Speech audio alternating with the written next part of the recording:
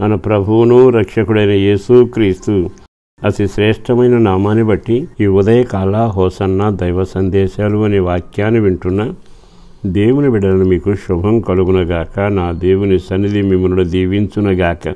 ఈరోజు మీకు విషయాన్ని జ్ఞాపకం చేస్తాను.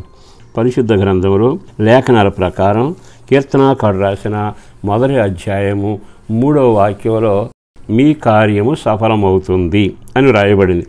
ఎప్పుడు సఫలమవుతుందో నేను చెప్తాను, వినండి. దేవుని సందులో ఆరాధకులుగా ఆరాధన చేయబోతా ఉన్నాం. ఆదివారం అనగానే మనమంతా ఎంత సంబరపడి దేవుని మందిరానికి వెళతాం. కారణం ఏమిటో తెలుసా? దేవుడు మన జీవితాన్ని దీవెనకరంగా మార్చగలరు. దేవుని మందిరంలోకి వెళ్ళగానే ఆయన కనుదృష్టి నీ మీద పడుతుంది. నేను ఆ మాట చెప్పడానికి సంబరపడుతున్నాను. ఒకసారి దేవాలయం కట్టిన సొలొమోను ప్రార్థన చేస్తే దేవుడు అన్నాడు, నీవు కట్టిన మందిరాన్ని పరిశుద్ధపరిచాను, నేను అక్కడ ఉంటాను, నా కనుదృష్టి అక్కడ ఉంచుతాను. అంటే దాని అర్థం ఏమిటో తెలుసా? మనం దేవుని సన్నిధికి వెళ్ళగానే ఆయన కనుదృష్టి మన మీద నిలబడుతుందట. అంటే ఆయన కంట్లో మనం పడతాం. ఆయన కనుదృష్టి మన మీద నిలబడినప్పుడు చూస్తాడుగా. మన వేదన, కలవరం, రోగాలు, నష్టం, ఏ సమస్య అయినా ఉండని వెంటనే ఆయన కనుదృష్టి నీ మీద పడగానే, అయ్యో కుమిరిపోతున్నారు ఈ కుటుంబీకులు, ఆహారం లేక అల్లాడుతున్నారు, ఆరోగ్యంలో తలడిల్లుతున్నారు అంటూ ఆయన కనుదృష్టి నిలిపి నీ మీద శ్రద్ధ నిలుపుతాడు. శ్రద్ధ నిలిపాక నీకు ఏ సమస్యలు నువ్వు విరవలాడిస్తున్నావు వాటిని గద్దిస్తాడు, వాటి నుంచి విడుదల చేస్తాడు. తన సన్నిధి కాంతి నీ మీద ఉదయింపజేస్తాడు. సంఖ్యాకాండంలో కూడా అలాగే రాయబడింది. ఈ రోజున ఎందుకు ఈ విషయాన్ని జ్ఞాపకం చేస్తున్నాను అంటే, దైవ సంబంధంగా నీవు దేవుని సన్నిధిలోకి వెళ్ళి మోకరించగానే ఆయన తన సన్నిధి కాంతి నీ మీద ఉదయింపచేసి చీకటిని, పాపాన్ని అన్నిటిని తొలగిస్తాడు, దీవెనకరంగా చేస్తాడు.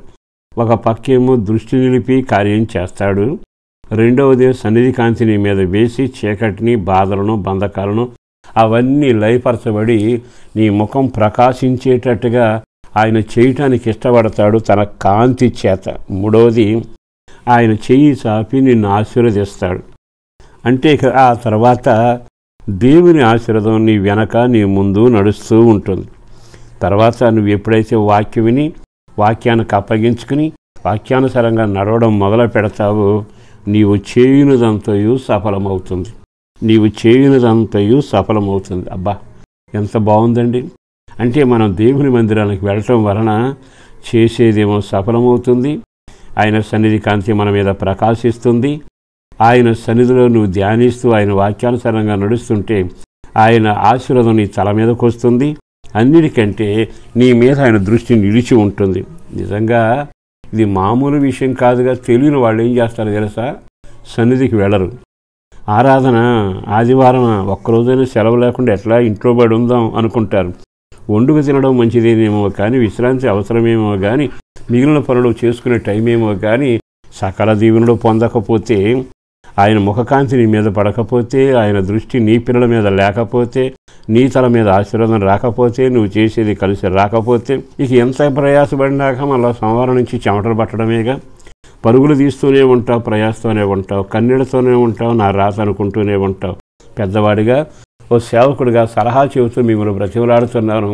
మీ జీవితాలు దీవెనకరంగాను ఆశీర్వాదకరంగాను, చేసేది కలిసి రావడానికి, ఆశీర్వాదం తల మీద ఉండడానికి మీరు కుటుంబాలుగా బయలుదేరి మీరు ఎక్కడైతే ఆరాధనకు పెడతారో ఆ మందిరాల్లో అడుగు పెట్టండి. మనుషులు కాదు, దేవుడు ఉంటాడు.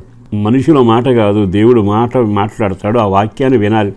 ఎప్పుడైతే అలా ఆ వాక్యాన్ని విని నీవు ప్రభువుకు సమర్పించుకుంటావో, వెళ్ళేటప్పుడు మీకు ఆలోచన ఉండాలి. దేవుడు నాతో మాట్లాడాలి, దేవుని వాక్యం నన్ను వెలిగించాలి, మందిర సమృద్ధి నింపబడాలి అనే ఆలోచనతో నీవు అడుగులు వేస్తే అంతా దీవెనకరంగా ఉంటుంది. ఇదేదో పూర్లాగా తప్పదన్నట్టుగా ఈడ్చుకుంటా వెళితే ఉసురుమంటా తిరిగి వస్తుంటారు. సేవకుడిగా బ్రతిమలాడుతున్నాను, మీ కుటుంబాలు పచ్చగా ఉండాలి, ఆశీర్వదించబడాలి, మీ ముఖాల మీద ఆయన కాంతి పడాలి, చేసేది కలిసి రావాలి. ఒక ప్రార్థన చేస్తాను, తీర్మానం అడుగులు వేయండి. పరిశుద్ధుడును ప్రేమామడి నా ప్రభు, వందనాలయ, అపారమైన నీ ప్రేమను బట్టి ధన్యవాదాలు. చేతినలో దాచి క్షేమాన్ని కలుగు చేసి ఆ కుటుంబాలను ఆశీర్వాదకరంగా మార్చుమని అట్టి ఘనకార్యం చేసినందుకు వందనాలు చెల్లిస్తూ పేరు పేరున బిడ్డలను దీవించి ఆశీర్వదించండి. మీరు దీవిస్తున్నందుకు స్తుతి చెల్లిస్తూ యేసు పరిశుద్ధ నామాన ప్రార్థించి విన్నవించి వేడుచున్నాము తండ్రి. ఆమేన్.